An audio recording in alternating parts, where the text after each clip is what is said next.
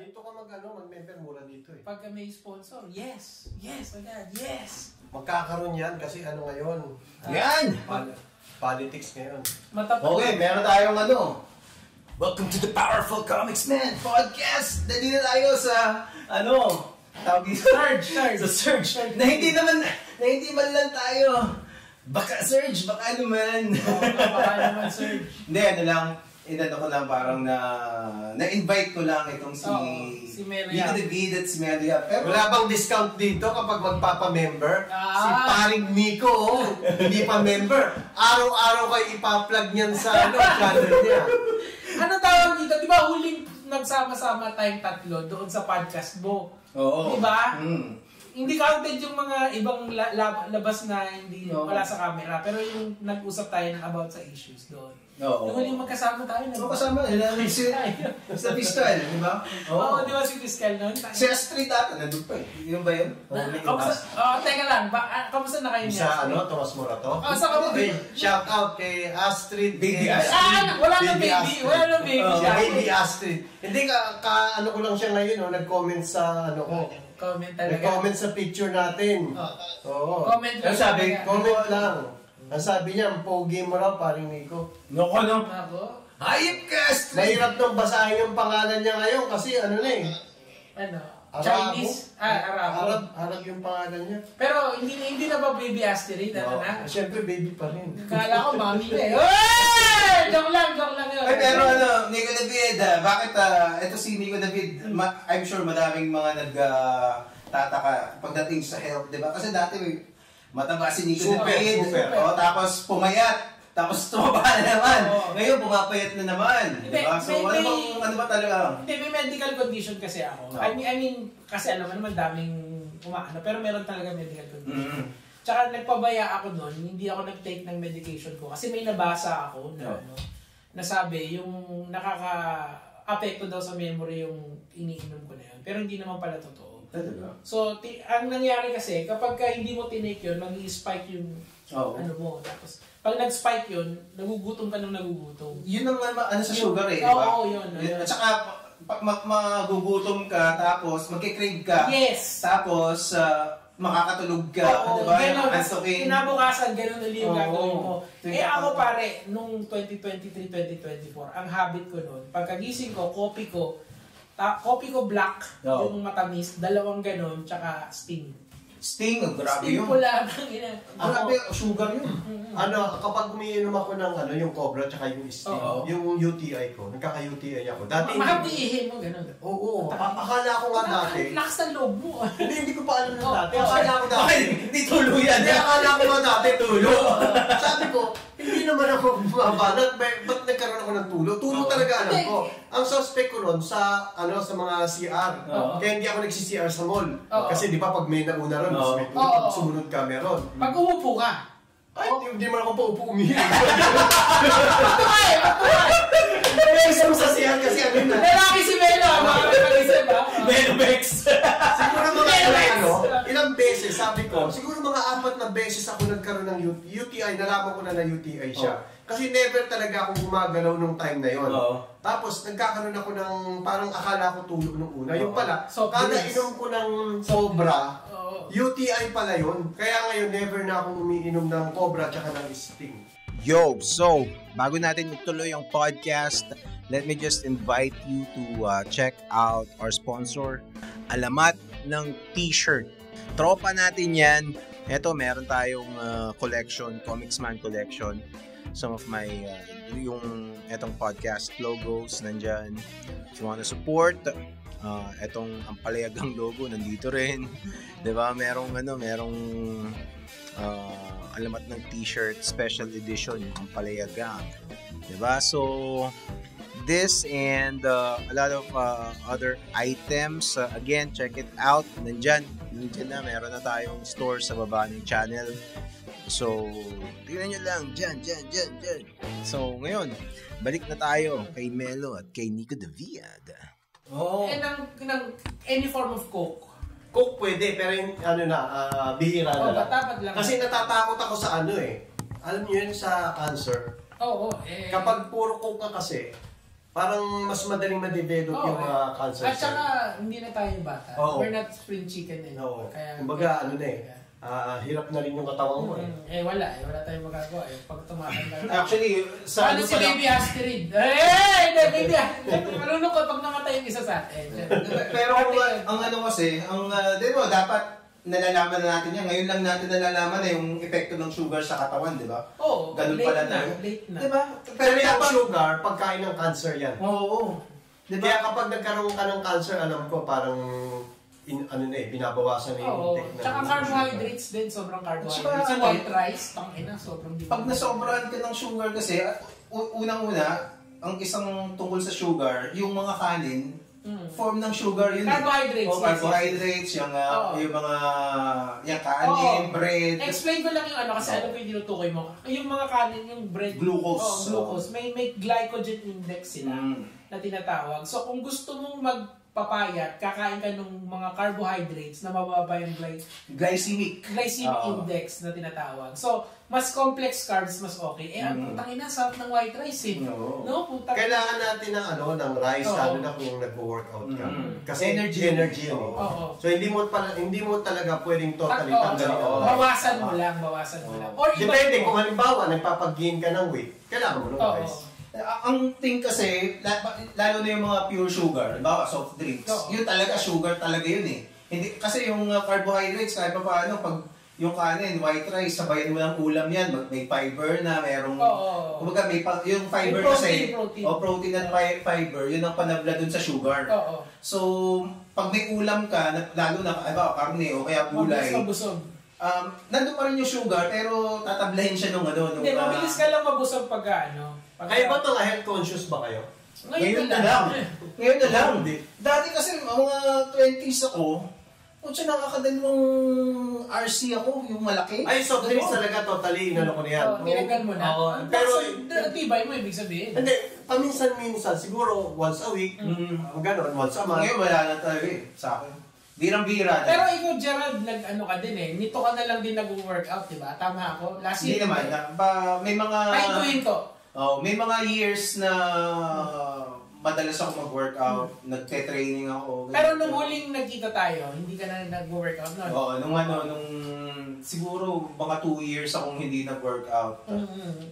Lumaki ka din ng konti na ngayon kasi umayos-ayos ka na kasi lakas sumipa ni Gerald. Pag nakipagsipaan ka, sa'yo ako pupusta. Kakabalik ko lang din sa workout. Kasi naramdaman ko na ang dali ko mapagod. Hindi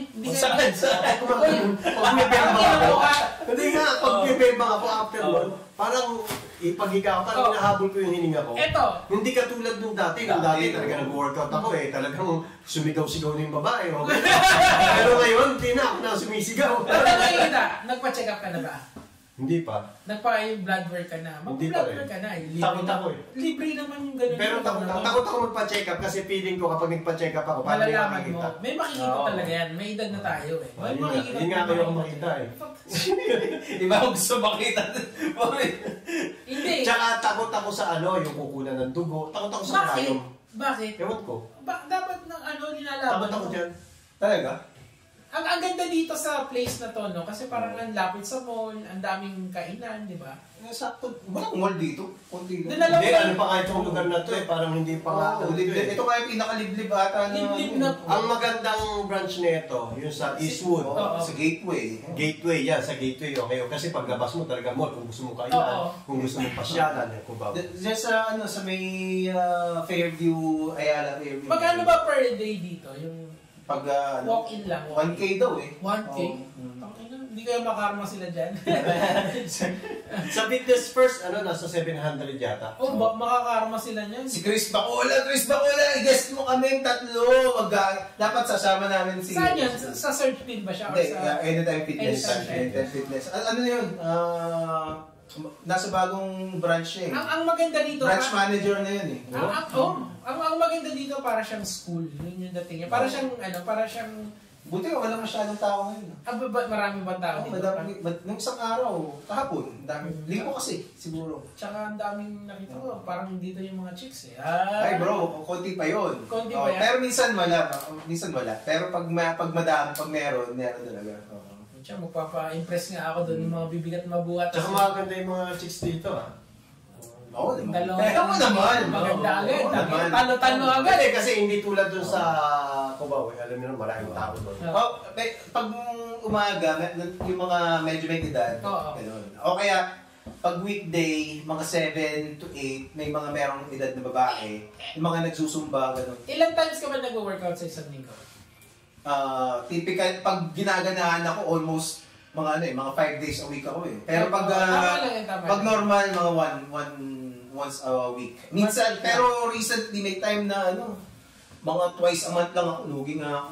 Pero alam niyo dapat, ang binabantay ng search dito yung mga, hindi sa yung mga bakla. Kasi alam niyo kung bakit. Bakit? Alam niyo sa Fitness First, ilang beses na ako nakahuli ron nagsisipsipan. Saan? Fitness First. Totoo ba? Oo, sa SM North. Yeah, buti na lang sa mga baka sabihin ng mga nasa SM North. Personal experience mo lang. Personal experience. Hindi sa sinisiraan natin. At hindi lang ako yun. Tanungin mo yung mga member ng Fitness First, SM North. Grabe, factory ng bakla doon. Melo baka naman kaya ganyan kasi Melobex ka. May sinampala ako na doon. May sinampala naman din Melobex. Yun ang nakakita nila dito. Kasi dito ang napansin ko, yung CR nila dito close eh. Sa Fitness First, bukas. Diba sabi ko nga dito masarap mag-jakul eh. Kapag sinara mo ang pinto mo, wala nang makakakita sa'yo. Ang problema niya, kapag yung mga tao, mga bakla, yung isa papasok eh. Susunod yung isa. Pag nilak mo na yun, wala na. Kadiri naman. Hindi ba sila pwede mag-ano sa... Saka yung sa... ba sa Fitness First nga eh. Yung sa una malaki, di ba? May naipapulis pa ron na bakla. May hinala siyang bata. Bata? Alam mo naman yung mga bakla, yung lalaki ng mga Batang minor? Hindi ko alam kung minor yun. Basta bata siya. Batang lalaki? At tinabihan siya. Tapos parang na-intimidate yung bata. Hindi siya nakapalag. Hinipu-hipuhan. Ay, naku. Tol, ako nga dati, sa laki kong to, nung college ako, may nagtatangka dati, nanonood ako ng sine mag-isa. Eh, dahil beses. Saan sine niya? Sa Akchete, sa Central. Hindi ba rin bakla? Yung mga double program. Hindi. Naman mo ba yun? Double program, tapos yung isa bold. Di ba, sana kung yun nga pinapanood eh, hindi naman bold pinapanood ko. Bigla na lang biglang tumabi sa akin. Lumalabas yung mga edad nyo eh. Nagjajakol, pre. So, ang ginawa ko, iniisip ko kung uupakan ko ba o ano. Upakan mo na. Sabi ko, iniisip ko, alis ka na lang. Alis na lang ako. Total, parang ulit na yun eh. Kasi dati wala pang ticket na So, since tapos ko na yung pelikula, umalis na lang ako. Punta sinundan ako kasi nag-CR pa ako, yun ang pagkamaligo eh. Tapos doon, umiihi siya, tapos pinakita yung turret niya sa akin. Habang umiihi siya, pinakita mo rin yung sa'yo. Baka makarouse lalo yun. Pangina mo, doon talaga, sabi ko, ano mo tapos upa ako sana eh. Pero sabi ko, huwag na lang, umalis na lang ako. Tapos sumunod pa rin, tol. Tapos sinuntok mo. Tapos ang ginawa ko, tumigil ako ganyan, tapos tingin ako masama. Sabi ko, umapit ka sa akin. Baka bakla ka rin. Kasi ganun sila kapag naramdaman nila, kaduguan nila. Talagang susundan dapat nagpakilala ka na. Tangina mo, binura mo na sa akin na simula. Tapos binato mo ng popcorn. Baka kasi feeling niya nagpapa-hard to get ka lang. Naalala ko yung kwento ng tropa ko ganyan eh. Ano siya kasi, artist yun. Tapos pagod na pagod siya sa trabaho kasi buong araw nag-drawing, di ba? Hindi medyo malamya siya ganyan, no? Tapos nasa bus siya. Meron siya kaharap na mukhang callboy. Tapos titingnan siya ganyan, parang... Kumukuha ng ano? Iniisip niya di nagulat siya sa ano to? Kumukuha ng ano? Parang kinukuha siya, parang napagkamali siyang bakla. So parang iniisip niya, tangina, sabihin niya, hindi ako bakla. Walang tamang sagot eh. Kasi pag umangal ka, sasabihin, pag-mari ka po. Pero pag nanahimik ka, parang mahinding bakla ka naman. Pero pa rin bang mga ganyan ngayon sa panahon na to? Oo naman. Bakit? Kasi hindi ba may internet na para doon sila magkakilala? May mga Tinder. Hindi mawawala yan. Di ba? May kamandahan, bro. Kasi hindi yun. Kasi nasa public place tayo. Di ba? Parang wala nang decency kapag gano'n. Like, Kaya nga merong mga socially acceptable na na Tinder, Bumble, parang doon yung labas yung mga... Hindi, meron ako sa mga bakla, yung... Bumble, di ba? O Tinder. Blue. Ano Blue? Ba't alam mo? Hindi ko alam. Ba't alam na alam mo? Tinesting ko yun. Hindi mo Melobex!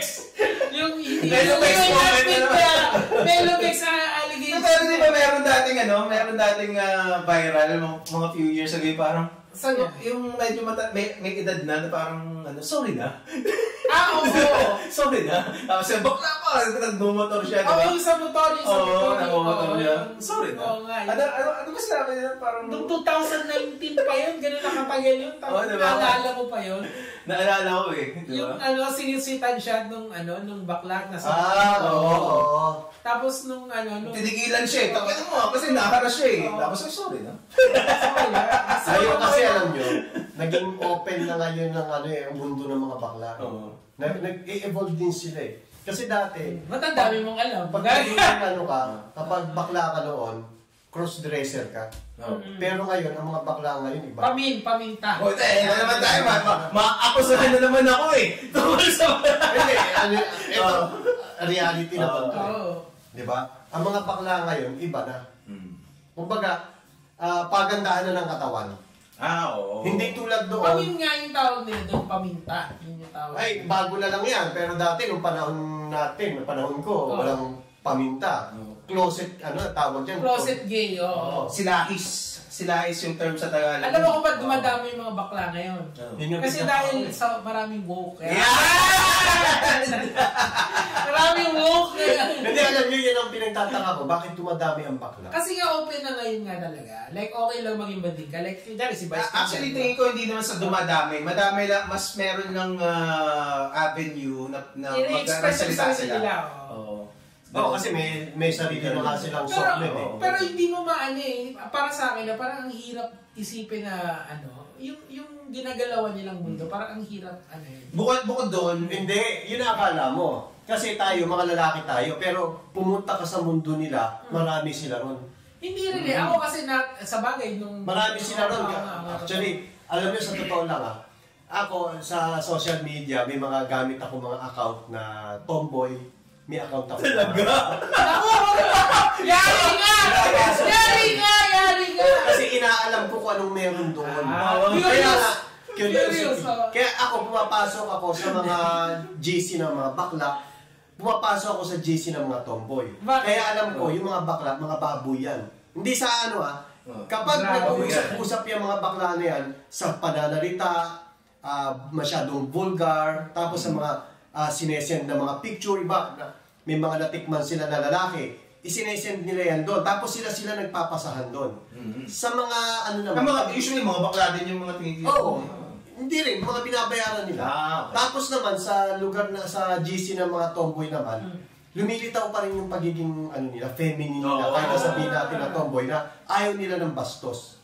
Pero pagdating sa mga GC ng mga bakla, di parang mga lalaki rin talaga. Parang mga lalaki, pero kapag lalaki ka na napunta ka ron, mandidiri ka. Kasi kung titi yung makikita mo ron eh. Oo naman. Pero iba, ganyan ka, for science. Bakit mo nalala? Sige. Para statistics. Paano mo ginawa? Hindi mo pwedeng magtanong ka nila? Ba't ikaw Hindi pwede. Kailangan mapunta ka rin sa grupo nila. Para makita mo Observe, makita mo kung paano sila. Well, maganda naman. Actually, magandang social experiment yan. Sa scientist ka na ngayon, Melo. Matagal ko nang ginagawa yun. May mga account mga Muslim, mga Muslim. Hindi magagalit. Sa Muslim mo kasi nakikipag ako dati. Nakikipag-debate ka, di ba? Religion eh. So, kaya medyo po ang mga iglesia, nandun ka rin. dati ako iglesia. Oo, di ba? Kaya alam ko yung... Ay, hindi ka ba talaga dati? Oo. Saan ang lokal mo? La Loma. Ay, oo. Puro 1, pangkat 4. Ano ka? May kinanakong mga awit. Wala. Bata pa ako noong time na... Ilang taon ka na nun? Hindi ko alam. Kaya pala nahili ka kay dating daan. Kasi pagka ka talaga sa English. After ko mag-INC, dating daan. nagdating daan ako. Oo nga. Ikaw, INC ka rin dati. Oo. Nahilig din ako kay Eli Soriano kasi talagang grabe yung banat niya sa iglesia. Tangin na. Klase, mga... Pero ngayon kasi alam nyo, kayo hindi nyo maintindihan kasi hindi kayo naging member ng dating daan. Pero iba na ang dating daan noon sa ngayon. Pero nakasama ko dun sa buhay pa si Eli Soriano, tapos yung pinanluluhod kayo, pag nananalangin, naabutan mo yun, hindi? Paano luhod? Kasi iba manalangin ng dating daan eh. Di ba nakaluhod sila kapag nananalangin? Alam mo yung naka-island ka? Ano island? Parang alam niyo yung sa Muslim, yung sa Muslim nakaangat yung puwet eh. Hindi patira pa. Yun, yung patila pa. Sa Muslim, nakaangat yung puwet. Sa dating daan, nakababa. Oo, ganun. Basta nakababa. Pero nakasubsob. Tapos Sino nag-demonstrate nun? Hindi. Kasi nasa Bible yun eh. Paano manalangin yung mga Kristiyano. Naabutan ko pa yung pagka may lecture, yung recording ni Eli Soriano. Ganun. So naka-preserve yung mga recording ni Naka-preserve. Ano nga siya eh, parang hindi ko naman sinasabi. Ito lang, anong tanong ko, paano nagbago yung dating daan mula nung namatay si Brother Eli? Ayan. Malaki yung pinagbago niya, may mga batas na hindi na ginagawa. Tulad ng halimbawa, yung itanong mo kay Soriano, nawala na yun eh. Syempre, sino papalit kay Soriano? May pumalit na kay Brad Eli, si Kuya Daniel. Teka lang. Pero hindi naman kasi talino ni Soriano. Yun. Ako, personally, hindi nakuha ni Kuya Daniel yung klase ng pag-iisip ni Brad. Hindi, malayo. Wala naman talaga. Tingin ko wala. One of one si si... Kasi di ba sinabi nila na ito kasi ang sinasabi ni Kuya Daniel. Na iba yung dispensation ni Brother Eli na pwede makipagdebate. Ngayon wala na yung debate. Yun nga yung nagpakilala sa kanila kasi lahat ng... Yun nga, pinalalabas nga nila na iba na eh. Pero para sa akin, pwedeng palagay na natin na hindi ka ipinanganak para makipagdebate kasi gift yun eh. Gift talaga. Pero yung karunungan na ibinigay sa'yo, halimbawa, yung pagtatanong, pagsagot sa tanong, hindi naman debate yun eh. May magtatanong sa'yo, sasagutin mo lang eh. Bakit pati yung tinanggal? Yun lang ang So wala na siyang audience impact kasi... Wala na. So kung hindi yun ang... Paano na silang ngayon? Paano na silang born again ngayon? Di mabait na sila. Di ba? Mabait naman pala ni hindi mabait nun. May tanong ako. So, ang gift ni Brother Eli ay debate at saka yung...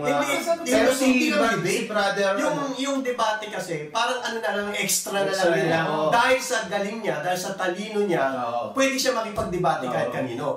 Pwedeng debate, pwedeng tanong, pwedeng payo. Pero ngayon hindi na. Si Kuya Daniel. Anong gift niya? Tingin ko more on charity. Pero hindi ko siya nakikita. So naging classic religion sila. Naging classic. Ay putang ina, yun yung ayoko doon. Kasi wala ako sa naman makakahanap nun ng kakatulad ni Brother Eli. Kasi bro, kung medyo mahilig ka talaga sa religion nun, tapos bata-bata ka, magugustuhan mo yung dating daan. Yes. Kasi grabe talaga sila. At saka talaga. At saka talagang pinapalagan niya yung iglesia eh.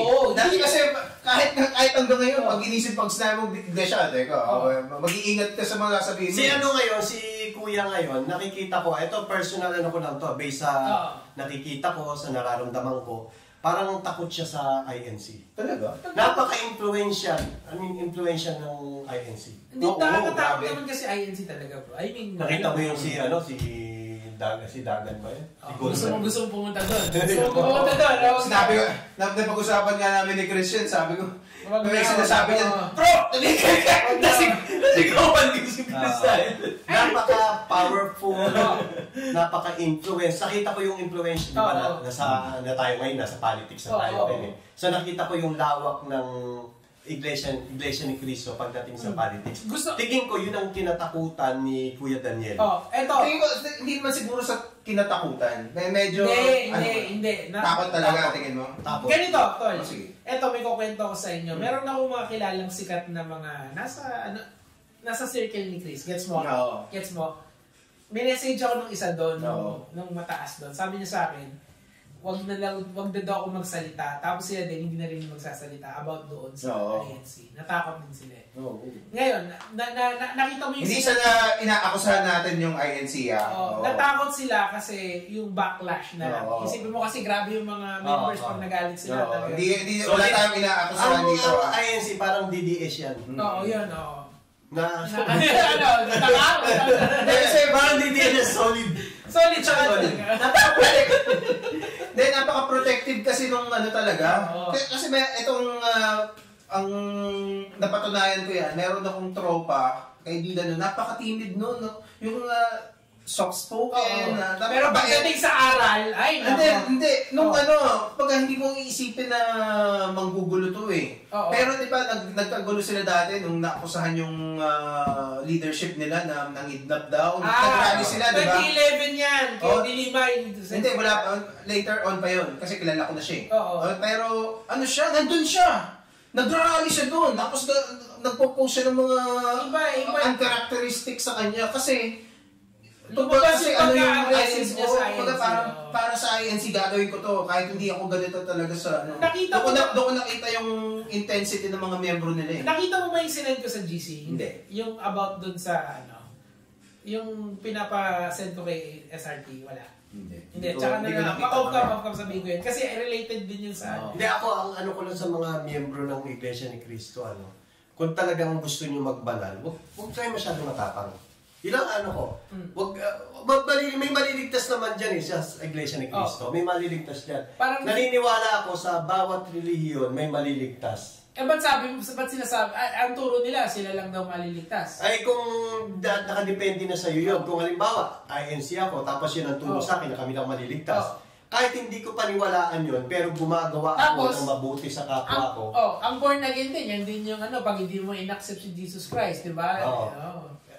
Nag-iba nga ang pananaw ko sa religion ngayon eh. Ano na? Sige. Ang pananaw ko sa religion, kahit anong religion mo, may chance na maligtas ka nun. As long na ikaw ay tumutulong sa kapwa mo, nananampalataya ka sa Diyos. Kasi ito... Gagi, ka na? SRT na yan. Di ba? Ganyan si SRT yung paniniwala niya eh. Basta, ito, bigyan ko kayo ng sample ha. Halimbawa, Iglesia ako ni Cristo. Gumagawa ako ng mabuti. Ang paniniwala ko si Cristo tao. Pero in reality, naniniwala ako si Kristo, Diyos. Pero dumating yung panahon ng salvation, dumating na si Kristo ngayon. Ngayon, sasabihin ko, di ba tao ka? Sasabihin sa akin ni Kristo, hindi Diyos ako. Pero gumagawa ka ng mabuti, eto, Diyos ako. Simple lang naman yung magpakilala lang siya. Hindi naman big deal yun. Hindi, dahil ang pagkakilala mo sa akin, tao ako, impyerno ka na. Hindi ganon. Kumbaga, napakadaling sabihin, eto na realidad. Diyos ako, kinikilala mo ba akong Diyos? Pag sinabi mong yes, tumutulong ka ba sa kapwa mo tao? Oo, nananampalataya ka ba sa Diyos? Yes. So nakaka-apekto na talaga sa SRT. Kasi ganyan paniniwala niya eh. Ay, hindi ko alam yung nananampalataya. Pero totoo matulungin si SRT. Totoo yun. Diyos na ang nakakaalam nun. Hindi ko sinasabing hindi siya matulungin, Diyos ang nakakaalam nun eh. Kung tumutulong ka, galing talaga sa puso mo, talagang malaki ang chance mo for salvation. Ito na lang yung isipin mo. Tayong tatlo, kaibigan kami ni Comics, pero yung grupo natin, yung parang nagkaisa tayo dahil sa kanya, di ba? Kahit pa paano, di ba? Kasi yung mga issues nagkaano-ano. Pero nakita natin na mabait talaga siya. Kung pagdating kasi sa pagtulong, ako, personal kong nakakausap si SRT. Talagang tumutulong siya. Tapos ang dali niyang ako nga, inuutan lang ako, di ba tayo? Kinuwentuhan lang natin. Binigyan, huwag mo na sabihin pangalan na. Nagbigay ng, di ba tayo naghatid? Nagbigay ng 100. No question as yun. Nakwento lang ni... At saka pag lumapit kayo sa kanya, talaga... Nakita ko yan nung di ba, nung nag-Christmas, in-invite tayo sa dinner. Kasi nakita ko nung hindi ko alam kasi kung peke na mahilig mamigay, parang sa TV, di ba? Pero nakita ko yun, di ba, nakapila, pinatawag pa yung mga nasa kitchen. Binigyan lahat ng... Binigyan, yung mga waiter, binigyan ng tip, hindi ko lang magkano, tig to 2,000 na ata binigay niya. Tapos, kayo lang. Tapos, nasa kitchen, alam mo yung pinaka parang alala ko doon. Umorder kayo ng kahit i-take out nyo. Diba? May sa ganun, para sa asawa mo, para sa girlfriend mo. Tsaka meron siyang pa-Christmas basket, di ba? Hindi lang yun, bago siya umakyat, yung mga pulubi sa baba, binigyan niya lahat yun. Diba? Pero yung act na yung tatawagin niya yung mga nandun sa baba na sobra. Nakita ko na genuine na at saka masaya siya. Normal sa kanya yun. Normal sa kanya yun. Masaya siya na nakita ko para siyang bata na ikaw, di ba? Ito sa'yo. Meron pa, ganun siya eh. Hindi para siyang bata na natutuwa talaga eh. Oo, ganun siya. So, hindi mo sasabihin peke yun eh. Hindi talaga. Oo. So, normal sa kanya yun kasi nakakasama ko siya. Pinapatawag niya yung guard, waiter, kitchen. Kaya nga, kung merong tao talaga na deserve maging bilyonaryo siya eh. Kasi nakita niyo yung salary ni SRT ngayon, bilyonaryo pala yun. Talaga? Tinignan ko yung salary niya, eto ha. Bakit niya nilabas ang salary? Hindi, kasi nga yun na yung sa DOJ ngayon. Tinignan ko yung salary niya. Kaya naging 1 billion yun dahil sa mga properties, di ba? Di ba nilabas sa GMA 7 kung ano naman yung salary niya? Nakita ko puro agriculture land. Sa asawa niya yun. Oo. Mayaman ang asawa ni SRT. Kaya kung makikita niyo sa salary niya, puro agricultural land yung mga lupa doon. Kasi pag-aari ng asawa niya, sa Isabela yun. Oo, ay, ang mayaman pala talaga. Mayaman yun. Di ba may Asyendera? Asyendera yung mayaman talaga yun. Pero kasi kung si SRT lang, isa lang ang bahay nila dito. Hindi kasi... Pero nangungupahan sila dyan sa kasi ang maganda kay SRT kasi, yung hindi siya mag-arbo, hindi siya bumibili ng sports car. Pero doon sa salary niya, makakakita kayo ng mga mamahaling sasakyan ha. Ano pinakamamahaling sasakyan ni SRT? Hindi ko alam eh. Pero yung mga sasakyan na nakalagay ron, ano yun? Convoy niya yun. Oo, para sa, hindi para sa... Pero meron siyang sports car na kahit isang Ferrari lang, ganyan. Hindi ko alam eh. Hindi ko alam. Pero, eto binibigyan siya ng Ferrari, Maserati ni Sam Versosa.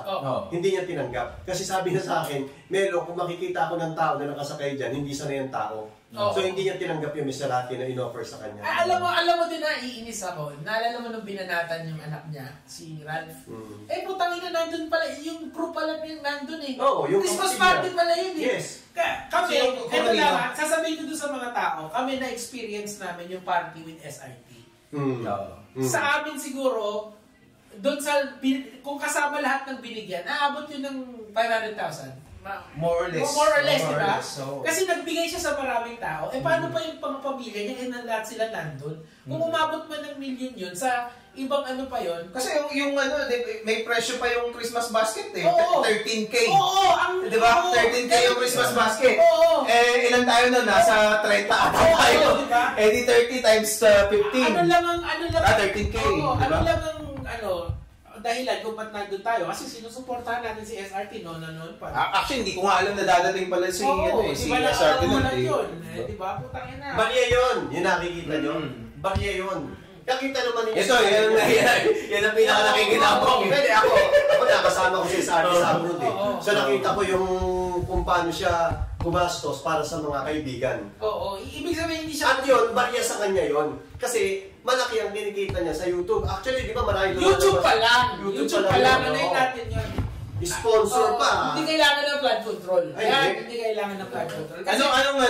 Hindi, yun ang actually, hindi ko masyadong gusto ko sana mas marinig sa SRT na nagsasalita tungkol sa flood control.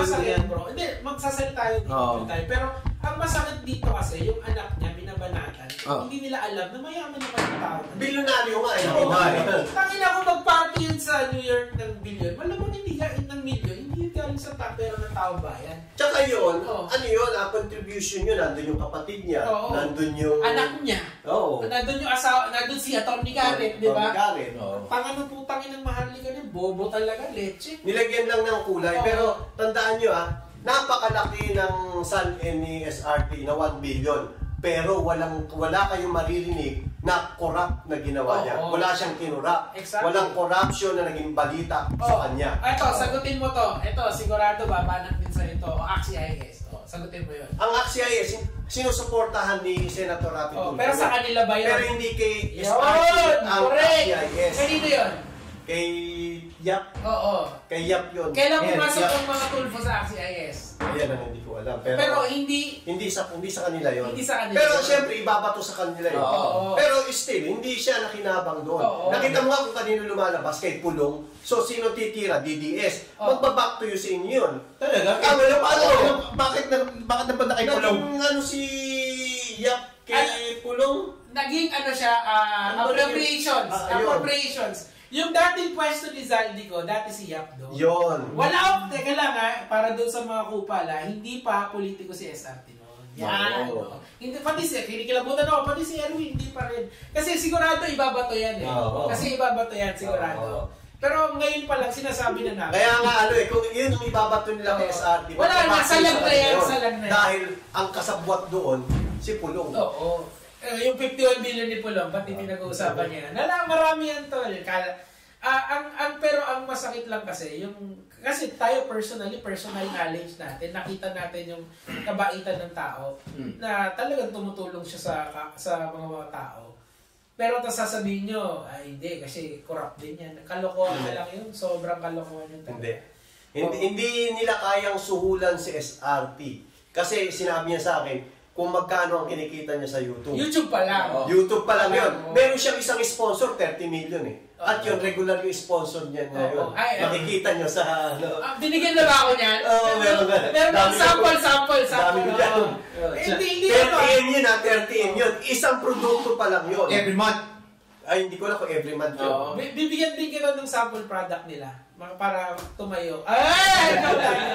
Basta bukod sa sponsor, sa YouTube pa, susuhulan mo siya ng 20 million, sampaling ka ni SR. Parang yung sinuhulan na Laviste ba yun sa... Liviste. Yung anak kontraktor. Sinuhulan, bilyonaryo yun, sinuhulan. Ayun, pinaintrap. 3 million. 3 million.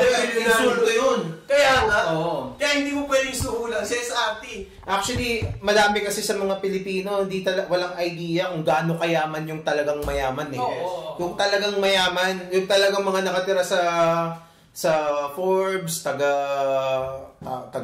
Dasmariñas. Ibang klase talaga yung yaman nila.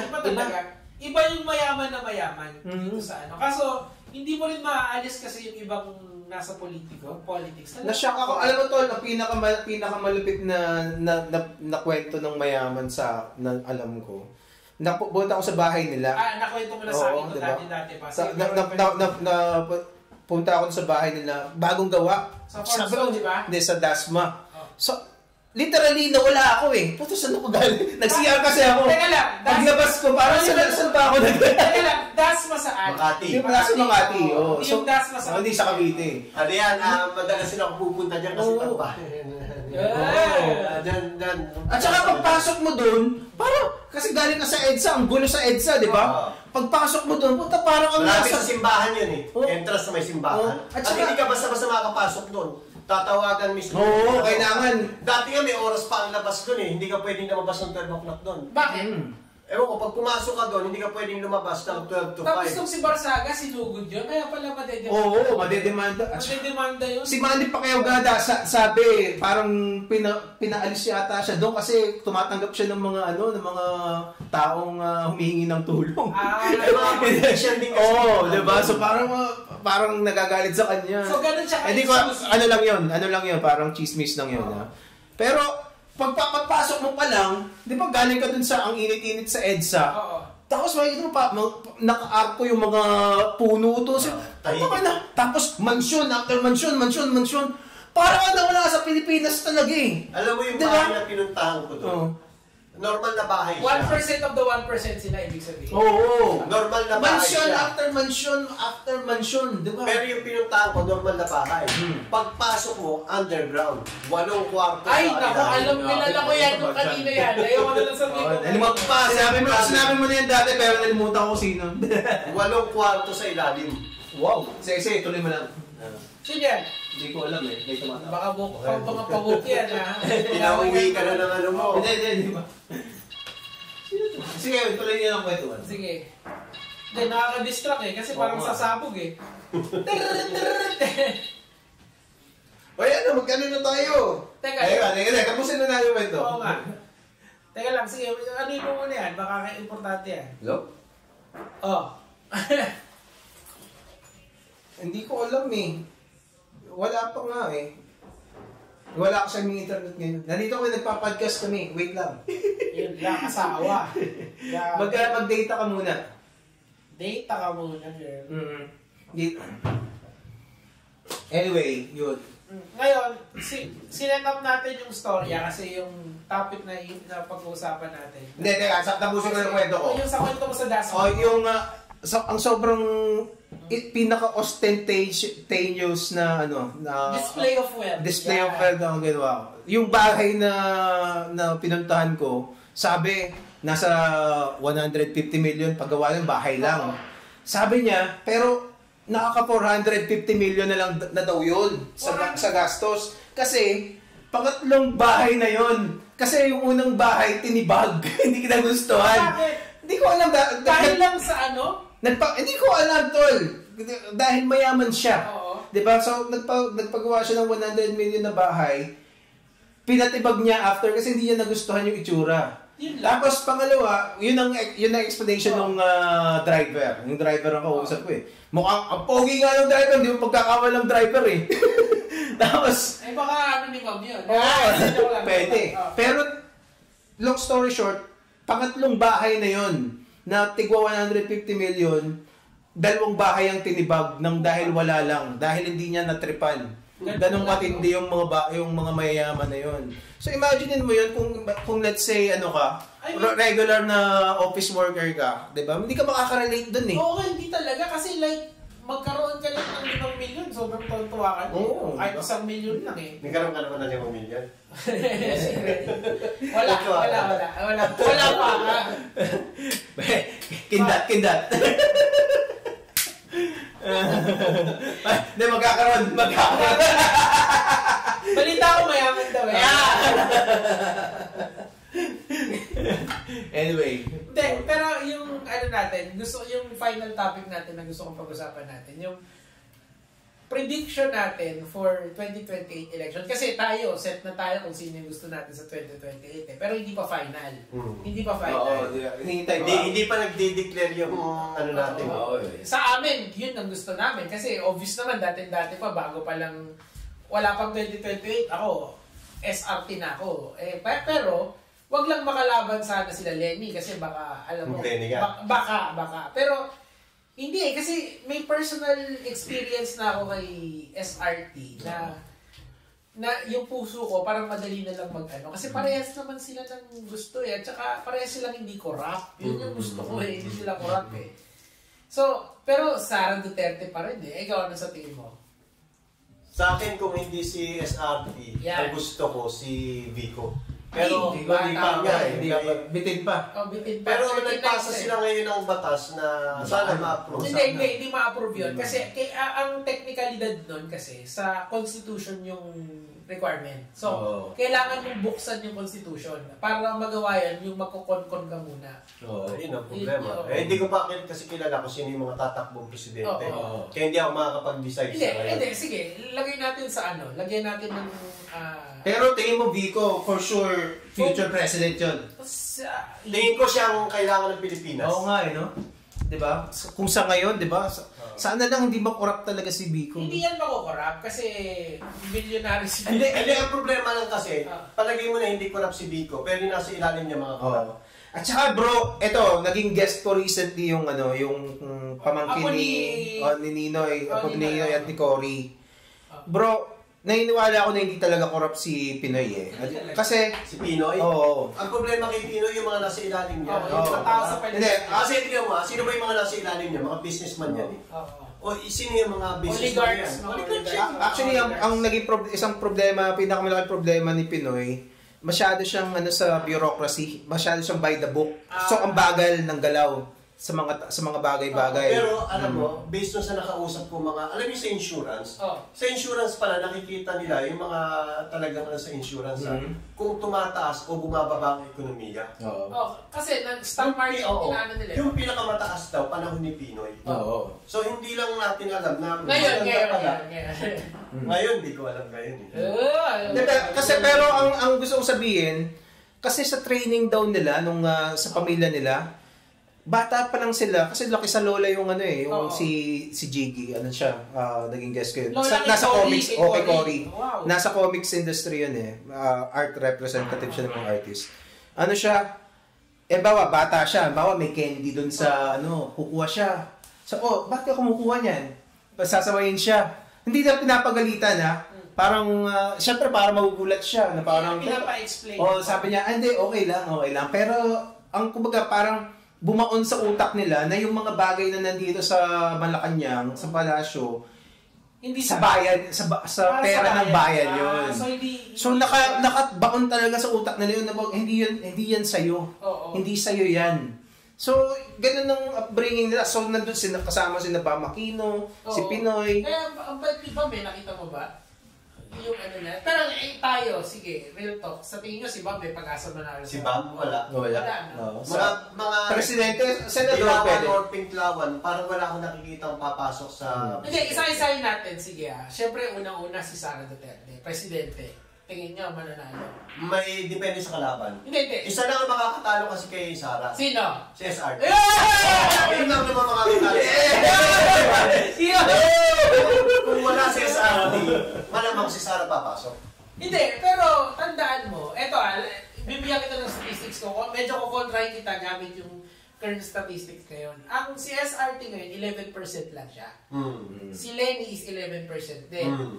Si Vico, nung sinama siya dun sa mock survey, dumikit siya kay Sara. Statistical tie sila.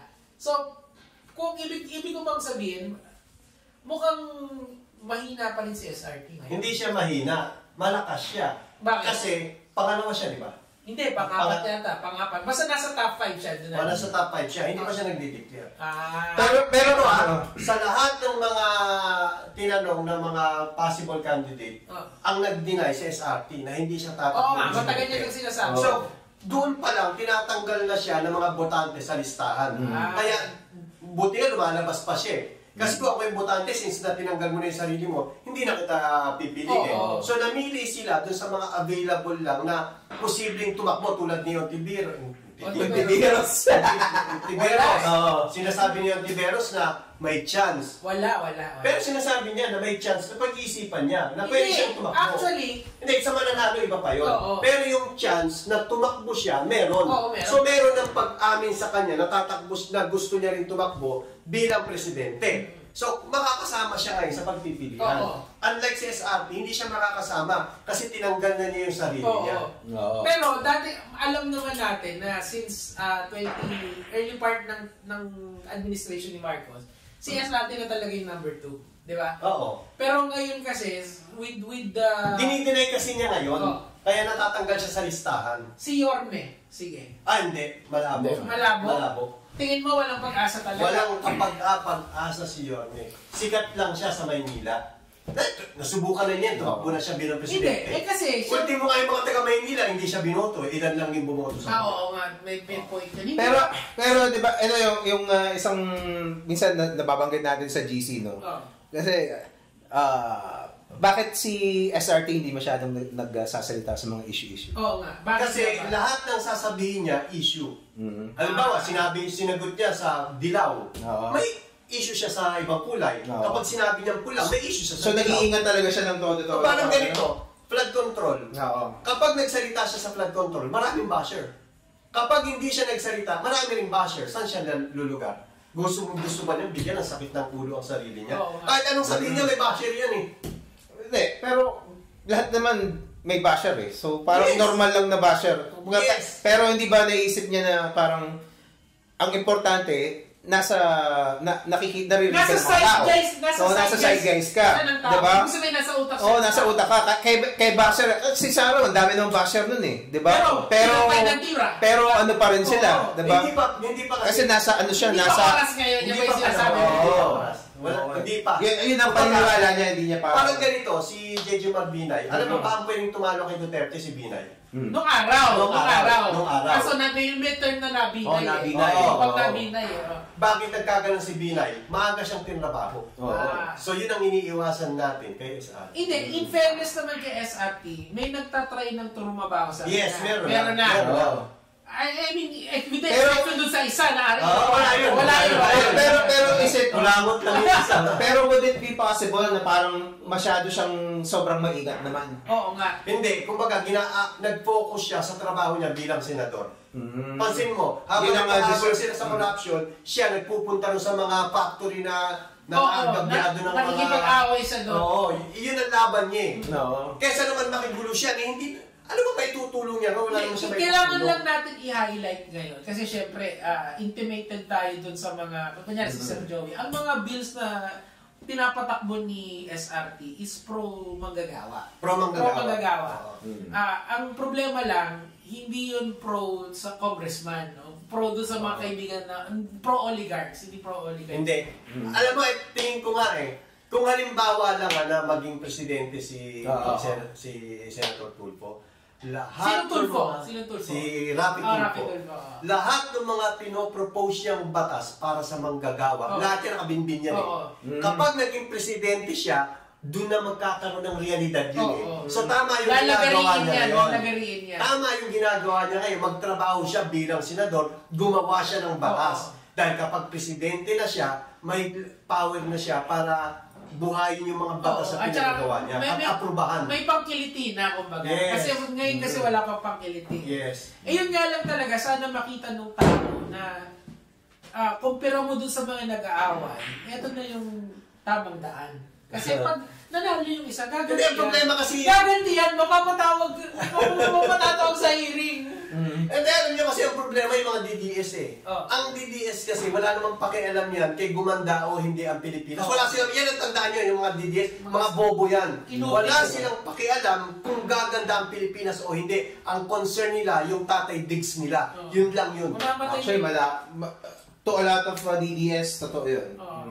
Unfortunately, yun lang ang concern nila, yung tatay digs nila kasi nga wala silang mga utak. Anong mangyayari pag, hindi naman sa wish natin, no? Pero anong mangyayari sa Duterte pag namatay si Tatay Diggs? Di mag-consolidate lalo. Para sa akin, mag-consolidate. Lalakas ang DDS. Lalakas pa lalo. Lalakas pa. Magkakaroon ng kapangyarihan ng mga bobo.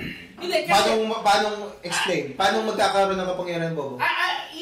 Yung premise ko dito, yung mga idea ng namatay na presidente, tapos nanalo yung mga anak. Tapos si Pinoy. Wala naman si Pinoy. Nung araw. Wala. No nga, totoo. Pero nung taka ka naging presidente. Nung namatay si Cory, di ba?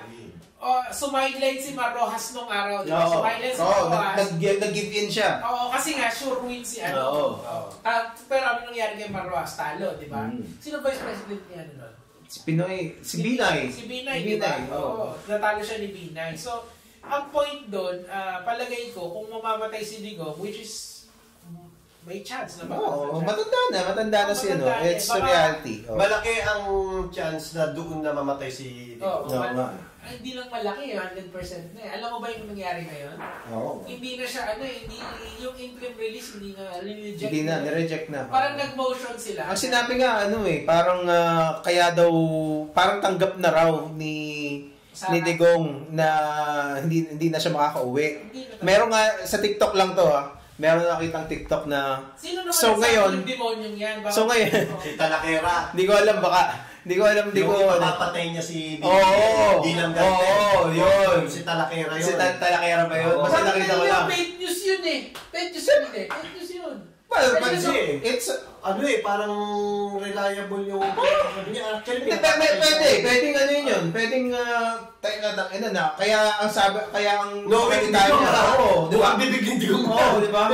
At saka kaya yung litanya ni Pulong, parang you will pay for what you did to my father. Di ba? Ganun niya. Nagiging teleserye ng Duterte Marcos sa Pilipinas, which is hindi. Tangin na pare. Alam niyo ba yung binabayad yung billion-billion? Pag inside information to, chismis lang. Pag nag-set pala sila ng mga hearing na ganyan, million yung ginagastos. Siyempre, oo. Million. Tax money, kunyari, nagkaroon ng... Parang ang hirap i-imagine din, no? Pero million talaga eh. Kasi yung ibang, yung fare ng mga taga-probinsya, pag-aeroplanuhin mo, di ba? Hindi lang yun, yung kunyari, yung mga, eto lang rinig ko kunyari yung Quadcom, may mga may mga mahal yung ginagastos doon sa logistics pa lang million. Hindi pa kasama yung under the table. Huwag yun na magkwento dyan. Wala akong alam doon. experience to eh, di ba? Anong experience? Hindi, anong naririnig-rinig lang? Hindi, ang tanong ko, anong experience na, kasi naging resource person ka, di ba? Anong experience mo? Volunteer. Hindi, tol, kasi ganito. Hindi, gusto ko magkwento lang siya, anong experience mo nung pumunta ka, anong nangyari, mga ganun lang. Nervyos. Naiisip ko nga eh, kung ikaw pa yung pinag-uusapan. Mas terrible ang nervyos na abutin mo. Pero may andun lang, magsasalita lang eh. Pero may screening na, bukod kay SRT, may nag-screen pa sa'yo, di ba? Wala. Pero nagkwentuhan kami ni SRT bago yun. Oo. Na huwag kang kabahan. Oo, tapos tungkol ito sa mga OFW, sabihin mo lang kung ano experience mo. Parang pinapakalma ako kasi inanong ko siya. Sin, anong sasabihin ko? Kasi wala kaming script. Script ko lang gano'n. Sabi niya lang, bilang OFW, yung mga na-experience mo, kasi alam naman niya na malawak ang knowledge kapag dating sa online. Kaya yun lang, pagdating doon, actually, doon ko na nga lang naisip yung sasabihin ko. Pero walang masyadong nag-cross sa'yo, no? Wala. Kasi ano yun eh, dapat naman talaga sa resource person, yung experience lang. Tapos mga follow-up questions lang. Hindi siya cross-examination talaga. Kasi ang nangyayari sa ibang mga, wini-weaponize naman talaga siya. Totoo naman yun. Sa Quadcom na lang, bro, yun ang naging weapon talaga ng diyan sa may mga botohan na yan, let's say, pagbobotohan si ganito bilang Senate President, diyan alam ko may mga under the table dyan, mga kinakausap, bago yung botohan. Kasi nga, meron kasi, ito lang, may mga, kasi yan, budget, yung kada, di ba? May kada committee, may budget talaga. So, siyempre, hindi lang yung yung mga department may budget. Yan, nakita nyo ha? May mga vlogger. Yan, kasama sa budget talaga yan. Media. Sana all. Tapos mga hey! Hindi ko na-bid! Mga akusasyon sa iyo, hindi ko na-bid. Well, ganito lang yung mga akusasyon na yun.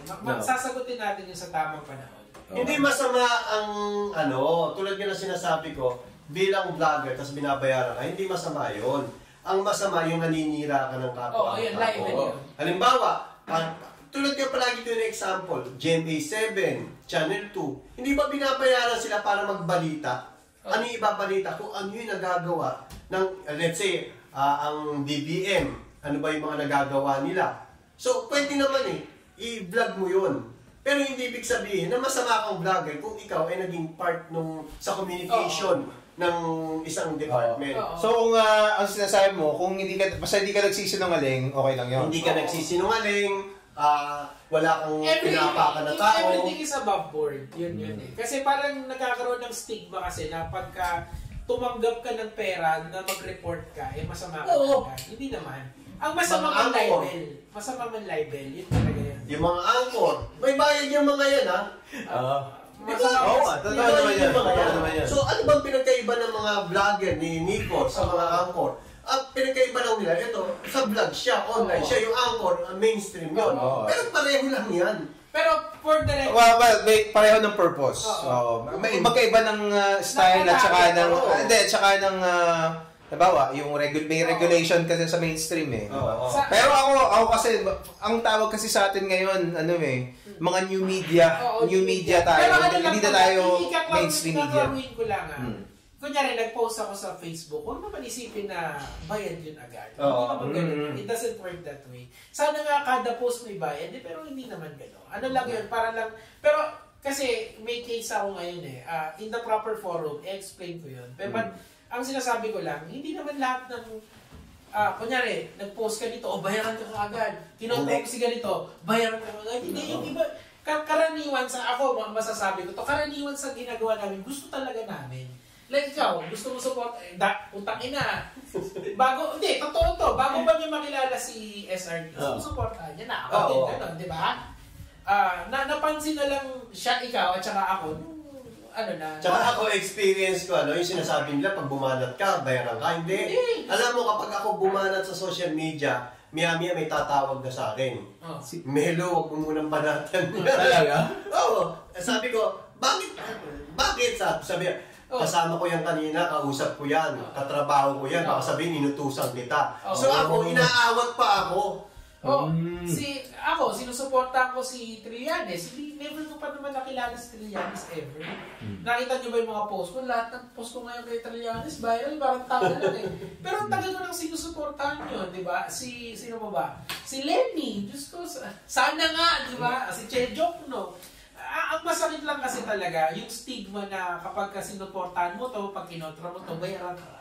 Tsaka yan naman ang palagi, kaya nga ako, hindi ko pinapansin yung mga basher eh. Alam mo kung bakit? Kasi kahit sinong i-content mo, kaliwat kanan yan magsasabing bayaran ka. Di ba? Suporta mo yung pula, sabihin ng dilaw, bayaran ka. Suporta mo yung dilaw, sabihin ng pula, bayaran ka. Pero meron silang na-determine nun sa Tricom. Kung naalala mo yung sa Tricom. Yung... Umamin. Di ba? Sina Jason sa umamin. Umamin na.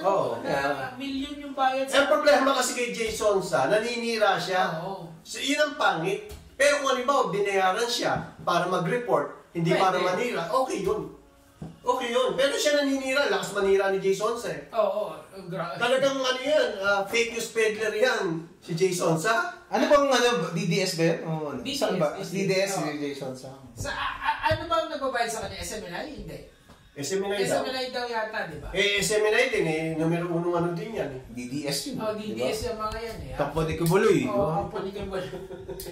Grabe yung yung nangyari sa kanila sa naghiwalay.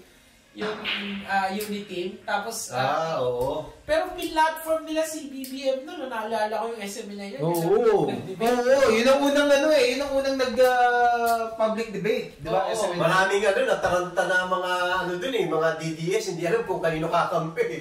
Kasi sinuportahan nila si BBM, isa dyan si Jam Magno. Ay, hindi! Si Jam, lumipat na lang. Tama, sasabihin ni Jam na hindi siya nabayaran ng kabila. Kalokohan yun. Die-hard supporter ni Hindi ko ngayon. Grabe yung si Jam Magno, no? Oo, grabe sumuporta yan eh. Melo, wag kang magre-react May papakita ko sa'yo Puta. May papakita, hindi to ball. Pero... Kaya sasabihin ni Jam na hindi siya nabayaran. Tulad yun na sinasabi ko okay lang sa akin na mabayaran ng isang vlogger. As long as hindi siya naninira. Tingnan mo lang. Tingnan mo kasi niya. Kailan mo na. Quiet yan. Ayun na. Sino yan? Hindi ko Okay. Siya yan talaga. Nirecord ka ba niyan? Babayaran ka! Pero ba yan? Iisa ng sila eh. Iisa ng sinusuportahan eh. Hindi ko naman sinusuportahan. Ang sinusuportahan ko kung meron man, yung ngayon na politiko Yung party list. Yung party list lang. Hindi. Ang sinusuportahan ko talaga si Trillanes ngayon. Ngayon. Sa ngayon. Wala naman nakukuha ka Trillanes eh. Mukhang wala kang pera si Trillanes eh. Sa personal, ewan ko lang may supporters. Hindi siya nagbabayad. Hindi ba, kumandidato, naglalakad lang si Trillanes. Kaso, ganda nung result niya doon Parang naka 40% pa rin siya, in fairness sa kanya, di ba? Gusto ko nga i-guess si Trillanes sa Si Trillanes kayo na, kahit maliliit na vlogger. Oo nga eh. Sumo ako. Natamad lang ako kasi kailangan ayusin. Alam mo kung sino ang imbitahan mo? Sino? Titingnan ko kung magagawa ko. Si Atty. Claire. Actually pwede kasi kapitbahay kayong si Jay Ruiz na taga din lang sa amin yun. Oo, di ba sigurado Si Atty. Claire naman hindi siya full-blooded na BBM eh. Oo. Hindi, ngayon full-blooded na yun. Pero hindi siya original na BBM.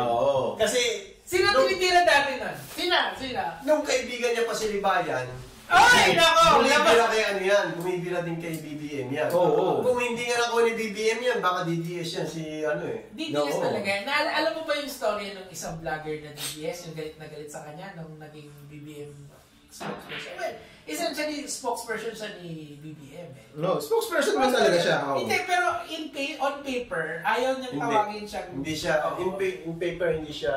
Talaga, hindi ba talaga? Parang hindi siya yung communication eh. Parang may boss pa siya na yun yung spokesperson ni BBM. Siya, born on parang commentary siya ni BBM. Ganun siya eh. USEC siya. USEC siya eh. So, Yung, alam mo yun, kilala mo ba yun? Yung nagalit na vlogger kay Atty. Claire. Di ba, kilala mo yun? Kilala ko pag nabanggitin mo. Ay, oo. Si Mulongher? Hindi. Hindi yun. Yung isa, yung abogado. Yung kaaway niya ngayon? Hindi, di ba, solid DDS yun, yung maraming fake news na lumabas yun. Tapos ngayon, hindi ko kilala sila sabi niyo. Kilala niyo yun, yung Sino? Hindi ka nakikita. Yung sino to? I-mouth mo. Hindi pwede. Hindi. Cyber libel. Ayun yun. Okay. Di ba? Yung ayong pangalanan kasi baka basta yung kinasuhan. Okay. So dati, ni Claire yun, tropa. Kampon, tapos, nung nalaman na lumipat sa side, galit na galit sila kay Claire ngayon. Actually, hindi ako naawa kay Claire ngayon sa ginagawa nila. Parang gets ko kasi ayaw ko, narinig ko okay daw yung compensation ni Claire. Okay, ako alam ko binulong sa akin. Kasi bukod dun sa ayoko, baka pick upin Pero maganda. Siyempre, government yun At saka, abogado siya, tapos may credentials naman siya. At saka, yung trabaho niya kasi, over and beyond. Kasi minsan nasisipat ko yung vlog ng dalawang parlor Talagang binabanatan siya ng lubos-lubos. Kahit nga ngayon sa vlogging, talo na yung isa Ay, oo. Ang dami followers ni nag-mainstream na rin kasi siya. Mainstream naman talaga. Mainstream na. Ano ka ba? Stocks ng ng Malacanang, how much mainstream? Yun nga yung Can you get? Diba, pangarap ni Libayan na mapunta sa mainstream. Diba? Minsan siyang napunta sa mainstream, natalo pa sa debate. Mainstream yun yung pinagdebatihan nila. Oo nga, diba? Natalo pa. Hindi lang natalo, talagang durog talaga. Wala nang dignidad si Atty. Libayan. Wala nang dignidad. Alam mo ang nag-fall off sa Grace, and I feel bad slightly dito, si Mayor Magalo. Diba parang, kasi na-meet ko si attorney, si Mayor Magalong sa Boracay noong 2021. I think he's a good guy.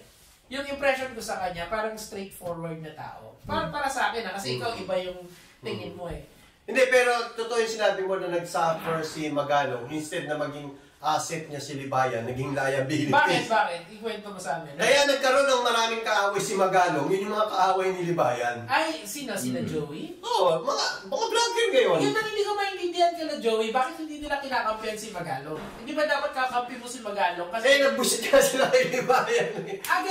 Sa halip na... Ikwento mo. Yung Joey ba, trans ba yun? Hindi, si Sass yun. Pero kala ko parehas silang trans.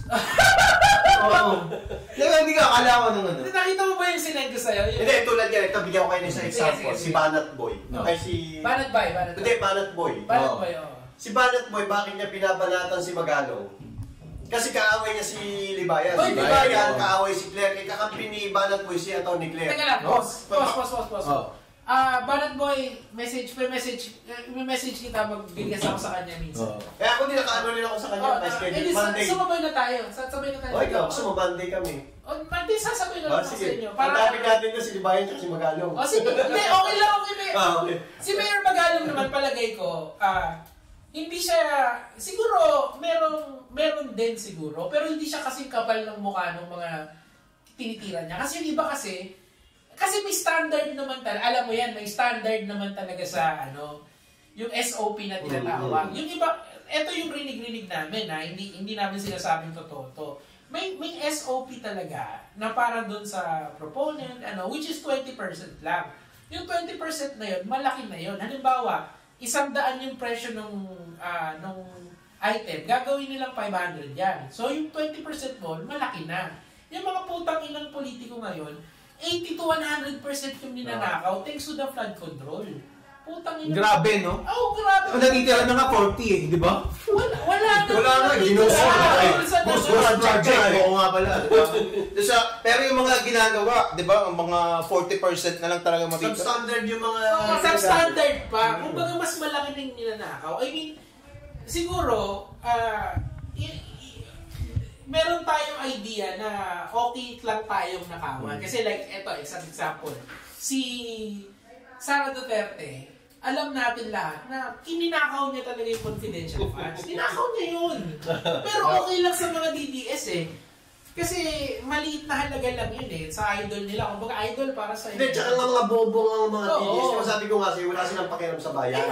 Ang pakialam nila kung sino yung puon nila. Oo. So yung ganong kaliit na pera, parang okay lang yung idol, nakawin mo yan. Pero bawal talaga magnakaw kahit magkano. Pero alam natin sa government, meron talagang magnanakaw. Huwag naman yung lubos. Grabe, no? Klase talaga. Oo, kaya pero ang ano kay Magalong, parang minsan kasi lalabas siya, kala mo parang bagong-bago yung mga pinagsasabi niya eh. Tagal na naman nun. Diba? Ang tagal na nang, parang bata pa lang ako, high school pa lang ako, yun na yung kwento na yun eh.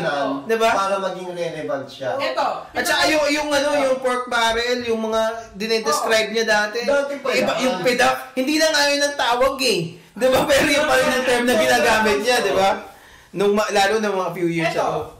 Technically, pinangalanan niya yung Young Guns ni Romualdez. Yun yung pinangalanan niya. Sila JJ Suarez, sila... kasi sa circle ni Romualdez, meron kasi siyang tinatawag na Young Guns, yung mga bagong pasok na congressman. Essentially, yun yung pinagbibintangan ni Magalong. Do you agree na... Hindi lang yun. Di ba? Hindi lang yun. Kasi super majority ang yung mga bata ni Tammy dun eh. So palagay ko, everyone is eating nung panahon na yon. Pero ang inaano yata ni Magalong, yung most responsible, which is yung circle ni Tammy. Most responsible, depende kung sino ang nakaupo.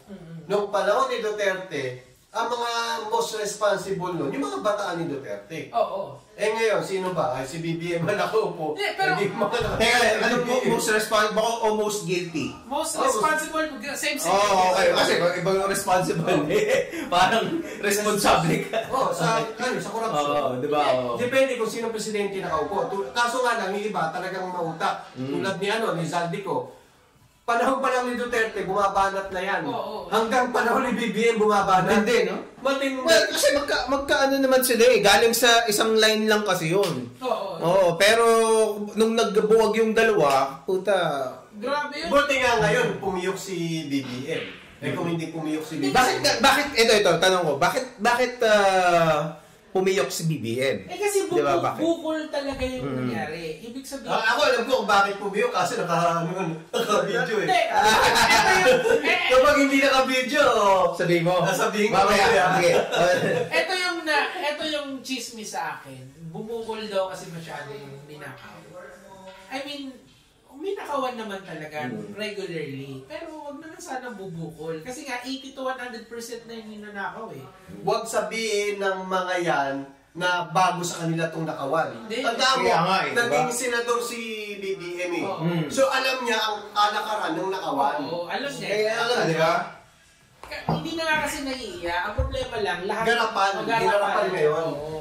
At saka yung isang pinagmamalaki kasi ni BBM dyan, napahiya siya dun sa flood control. Oo, sabi niya 5,000 yung flood. Oo, ang dami niyang pinagmamalaki niya, mawawala na yung baha. Puta, next na pag nabagyo, binaha ng todo yung Metro Manila. Hindi niya kasi alam. Oo, diba? So, hindi niya alam na winalang niya pala yung mga flood control. Ginarapal. So ngayon, akala niya commission lang. Hindi niya alam ginarapal pala. So ngayon, napikon siya kasi napahiya siya eh. Di ba? Yun ang pinagyayabang niya tapos biglang kasi hindi naman lahat alam ng presidente. Tulad nito, yung 22 classroom na yan. Hindi mo maisisisi kay BBM yan. Nalaman niya na 22 lang pala. Dapat, kung sino yung responsable doon, yun ang sisihin. Kasi siya, napakalawak kasi yung ano niya. Ang David Secretary nun si Sara Duterte. By the way lang Ito ba yun? Grabe yun, no? Grabe, 22 classrooms. Ngayon, ganyan na ganyan ang nangyari sa flood control. Nung pumutok, na booking, sumabog. Ganyan din yung classroom na yan. Ang problema lang, pumutok din. Hindi lang kasi natatapos sa flood control yan. Hindi lang. Yung flood control, 1%, 2%. Isang parte lang yan ng corruption. Marami pa yan. Sobrang dami pa yan. Alam niyo kung ano susunod na corruption? Ito, nakikita ko ito. Ano? Future ito. Alam niyo ba ang bawat isang Pilipino sa atin, meron pala tayong budget na 20,000 sa gamot? Sa gamot? Yes! PhilHealth? Yes! Again, PhilHealth na naman. Yes! Kada taon o Kaya pala, ang laki ng budget ng PhilHealth kasi hindi nakokolekta ng mga tao yung mga gamot. Lumalapit sila sa RTIA, hindi nila alam, meron palang gamot na para sa kanila. Ngayon, in-announce na yan. So ano ngayon ang nangyari? Paano makukuha yung gamot? Ito na ngayon. In-open na ngayon, nasa balita na. Ang gagawin ngayon, pag magpapacheck up ka, halimbawa sa mga, yung akap na yakap o akap na tinatawag. Na yung kapag nagreseta sa iyo yon, pupunta ka sa isang butika at ipapakita mo yung reseta, bibigyan ka ng libreng gamot. So maraming butika ngayon ang nag-apply ng accreditation. Ngayon ito. Ayuda? Parang ganon, pero ito gamot. Ito, normal to eh. Kumbaga ito, okay pa ito eh. Wala pang corruption ngayon eh. Kailan magkakaroon ng corruption yan? Kapag lumobo na, pumutok na, halimbawa, yung mga mayor, nagme-medical mission, may libreng gamot. Yung libreng gamot na yun, hindi galing sa mayor yun. No. Galing yun sa PhilHealth. Na sinasabi nila na medical mission ni mayor. Ngayon, since na sumabog na yan, marami ng butika, masyado ng creative ang utak ng mga negosyanteng kurakot, gagawa na nila ng paraan yan paano may co-convert sa pera. Diyan na magkakaroon ng corruption. Sa ngayon, wala pa. Kasi ini-introduce pa lang siya. Ngayon pa lang, iba-vlog ko nga yan eh. Bawat Pilipino meron 20,000 worth na gamot. So kapag sumabog na yan at sumikat na yan, diyan na magkakaroon ng... Ano yan? 20,000 per year? O Per year, no? Hindi, ang dami. Pero sapat na yun, ha? Kung let's say, pang high blood, pang diabetes, yung mga generic. Magkano lang ang generic na gamot? Tangina, yung Lorcetan, parang 5 pesos lang yun per tablet. Losartan. Ano yan, may mga actually, open ka kasi. No, nagbablog tayo, ano ka ba? Meron na, basta namin. Sige. Pero, ano naman talaga, ay yung flood control, isipin mo isang porsyento lang, konting porsyento lang yan, hindi nga yan buong DPWH eh. Wala pa yung mga tulay, wala pa yung mga government buildings, flood control pa lang. Sa isang department ng gobyerno. Eh paano yung customs? Paano yung customs? Di ba? Customs, Department of Energy, Department of Education, di ba? Lahat ng department. Ito lang yung... Agrarian sa DOA, di ba? Lahat ng part ng gobyerno talaga, meron dyan, tol. Wag lang sanang garapalan eh. Kasi tanggap na yan eh. Tanggap na ng tao eh, wag lang garapan. Ginawa sa flood control, ginarapan. Kaya dapat yan, bitayin niya mga hayop na yan. Asan yung isa? Hindi na magpapakita yun. Nung isang araw hindi na magpapakita yun. Nung isang araw nga, nasa BIR ako eh.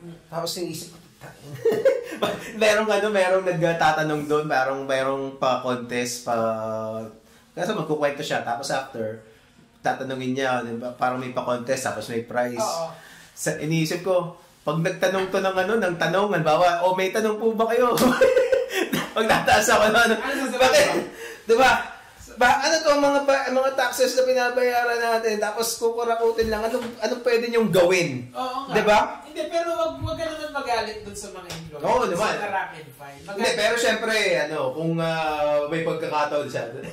Magalit ka dun sa mga taong nangungurakot talaga. Grabe, no? Sila talaga may problema. Hindi, naisip ko lang kasi,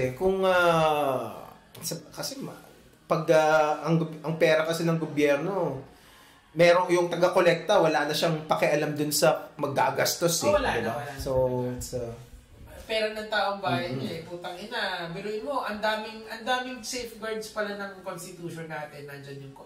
Doon na lang sa DPWH, yung may mga checkers sila na engineers din.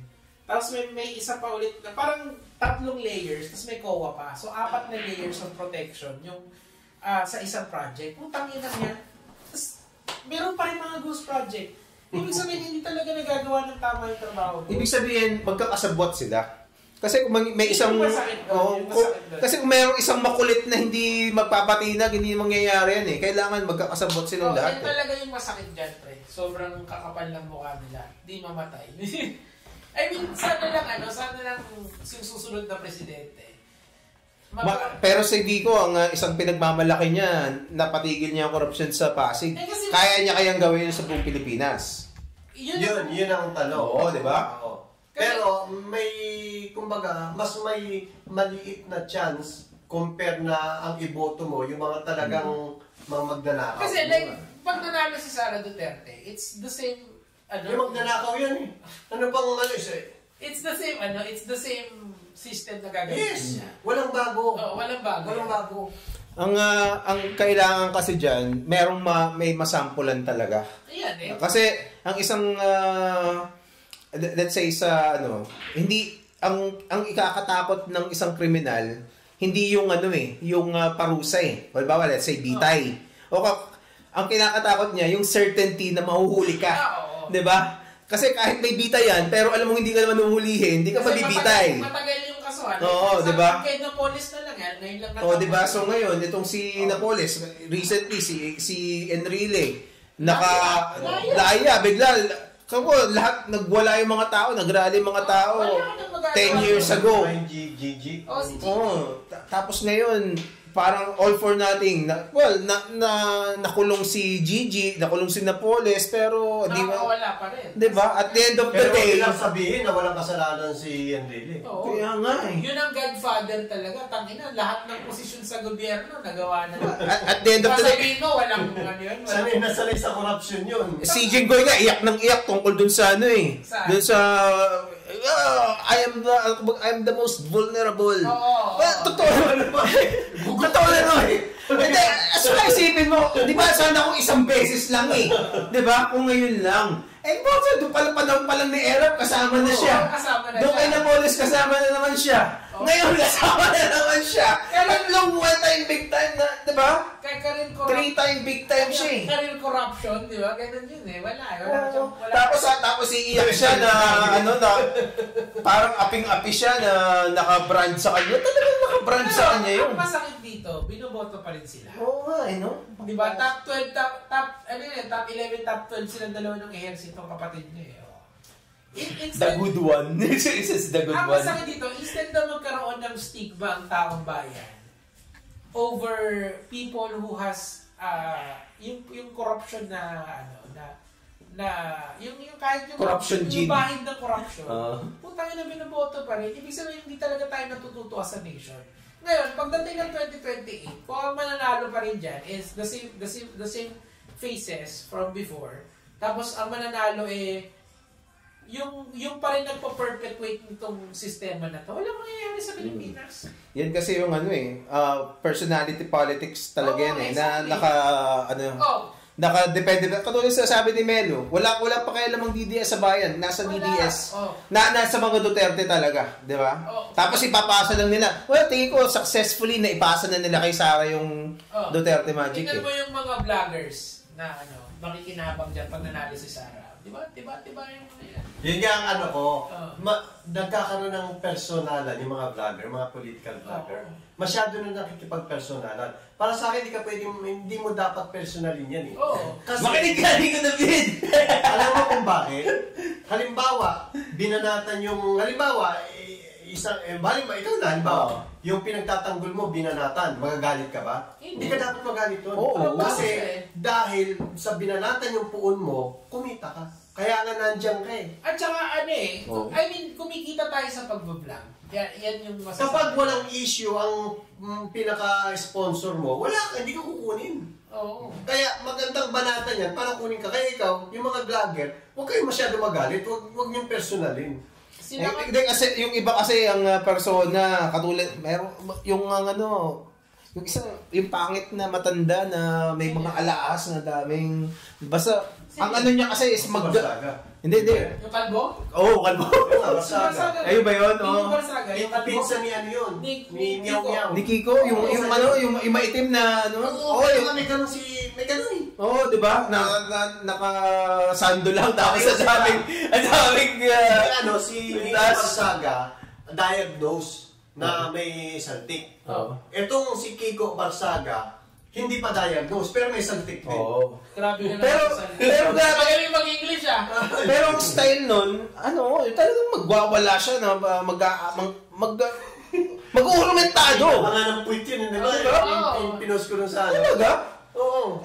Si Meow Meow, ang classy tingnan eh. Classic nerd. Classic kasi nag-i-English. Alam mo ang tawag sa kanya, LARPer. Siya, cosplay. Ibig sabihin, parang live action role playing. Ibig sabihin, hindi naman talaga kasi siya, kasi mo palpak yung yung pagiging aktivista. Kasi hindi naman siya aktivista Pero iniisip niya, nagpe-pretend siya na aktivista siya. Umuwi agad. Diba? Umuwi agad. Pakita lang. Hindi niya kaya, at saka pawis na pawis siya, diba? Pawis na pawis po. Feeling ko, nun lang siya nakipagsiksikan ng ganong maraming tao Sobrang lungkot niya kasi umalis agad yung phone niya. Hindi naman aasahan yun. Si Banat Bay, diba? Napanood ko yung nun sa kanya. Iyak siya dun nakatitig siya ganun Pero nakita mo yung itsura yung habang ini-interview siya, nakikumatos. Parang fish out of water talaga siya Hindi niya talaga kasi mundo yun. Si Kiko Barsaga is a sheltered individual. Siya bro? Parang nerd siya, nasa mundo ko siya. Yung mga Comic-Con, yun ang mundo niya. Exactly. Ay, hindi ba Comic-Con, mga Toy-Con, mga anime events. Hindi pa niya ramdam yung nape-pressure siya ng mga nasa taas niya. Like for example, hindi pa niya ramdam na pe-pressurean siya kunyari napansin siya ni Sara Duterte. Kasi once napansin ka ng principal mo, kailangan ma-perform ka na. Pag walang nangyari sa performance mo, ligwak ka. Ganyan ang mangyayari dyan kay Barsaga. Kasi dinagay niya yung sarili niya as Gen Z version na parang kung meron ang Pink may Vico Soto, ang DDS may Kiko Barsaga. Kaso ang layo Hindi uubra. Hindi uubra. Bro, it's not a matter of achievement. It's a matter of perception. Tandaan mo yan. Hindi nagmamatter. Alam mo bakit hindi uubra? Kasi hindi yung DDS merong masa masa vibe. Walang masa vibes yan. Wala. So, nagpe-pretend siya. Kaya mo, nung pumunta siya doon, tingin mo ba yung DDS pwede siyang makarelate doon sa ng bato ng doon sa Mendiola? Ito si Barsaga, hindi siya makaka-relate doon. Kapag nagpatawa si Vico Soto, it's heartwarming. Hindi niya kailangan tumira Pero si Barsaga, pag tumira siya, may siya, parang siya vlogger. At saka si Vico Soto, hindi siya nagpe-pretend, ganun talaga siya. Exactly. Actually, napaka-conservative nga si Vico Soto. Kaya hindi ko alam kung magugustuhan siya ng ibang Pink So, pero itong...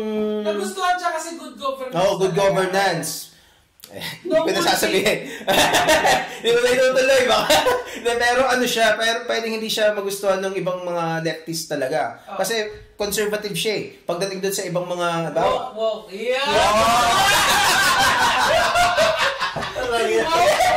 Hindi nga totoo yun.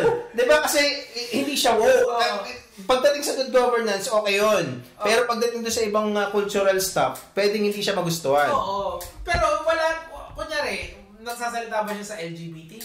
Hindi ko alam. Sa abortion, hindi naman. Hindi pa, pero... Kasi nga, pero konti lang naman kasi yung mga woke dito, katulad nga sinabi ni Melo, di ba?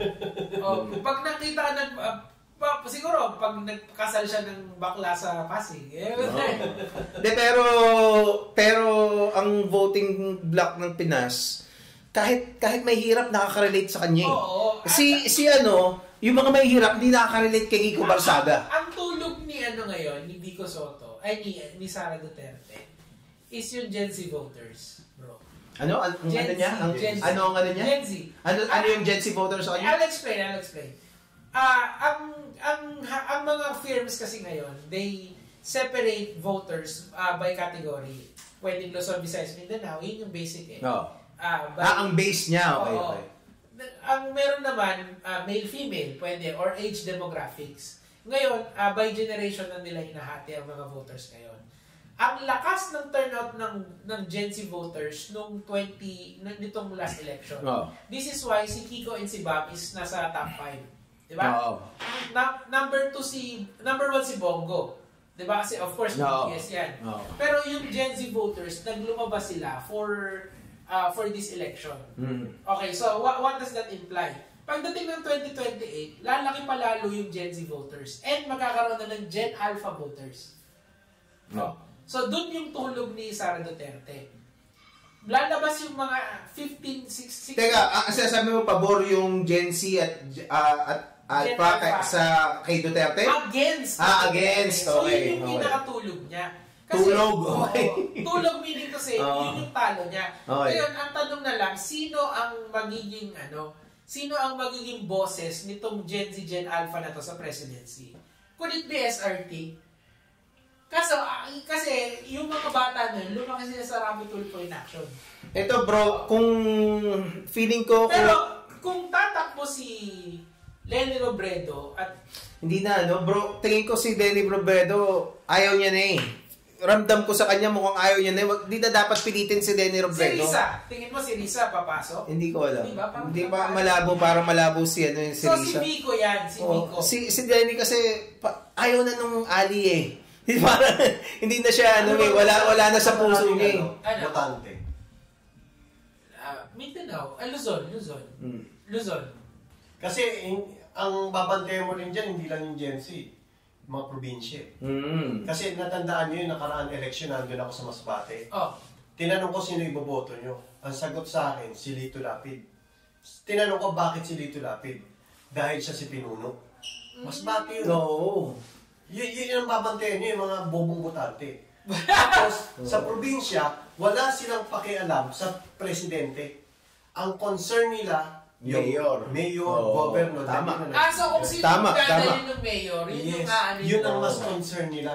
Kasi ang tindigayan niya, may kaliwa kanan dyan. Totoo yun. Nakita ko ang kalakaran ng botohan. Ganun sa amin. Sino ang tatapat kay Sara din? Bukod kay kaya nga lakas si Sara sa province eh. Kasi putok yung pangalan ni Sara sa probinsya. Narinig mo na yung chismis na to? Bongo versus Sara.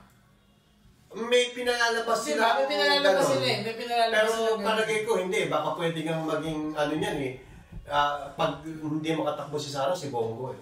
Or Vice President si Bongo, Presidente si Sara. Well, for sure, merong iringan yan on the side. Pero tingin ko, kung ano man yung iringan na yun. Magkakaroon ng iringan yan kapag sila maglalaban. Pero kung may ibang kalaban na tagalabas, magkakampihan. It's not an iringan na hindi kayang pag-usapan. Ganun. Sino ang Katulad nung let's say Sara versus ang kailangan kasi First Lady. Ang Duterte. Yun lang ang concern ng mga Duterte. Halimbawa si Sara, alam niya, bagsak na siya. O pwede na niyang i-ano si Bongo. Bakit? Kasi investigasyon mawawala sa kanya. So kahit sino na ang manalo, wag lang yung kabilang kubol. Ganun din itong mga BBM. Kaso, ang isang mali mo napaso sila kay BBM, kala nila kakampi siya, 'di ba? Tapos itong si Bongo biglang mag-BBM, 'di ba? Para gano'n, tinabla rin yung mga Duterte. Kung siguro ang political survival. Nakikita ko kay Bongo 'yan. Kasi kapag halimbawa niya nagkakaroon ng ipitan investigasyon. Iniipit na siya. Yan pwede mag-side sa BBM side yan. Political survival yan. Para ilaglag niya si Sara, no? Putang ina, pwede nga. Dapat gawin natin to para tatapanan natin yung pinahaydarian na sa akin. Kaya naman. Tayo tatlo. Sama natin. Sino ba pwede? Si Models of Manila. Tatawin dito yun. Tatawin dito. Diba? Once a week. Sige. Ang dami na. Salamat. Yun muna. Thank you. Sige. Paalam.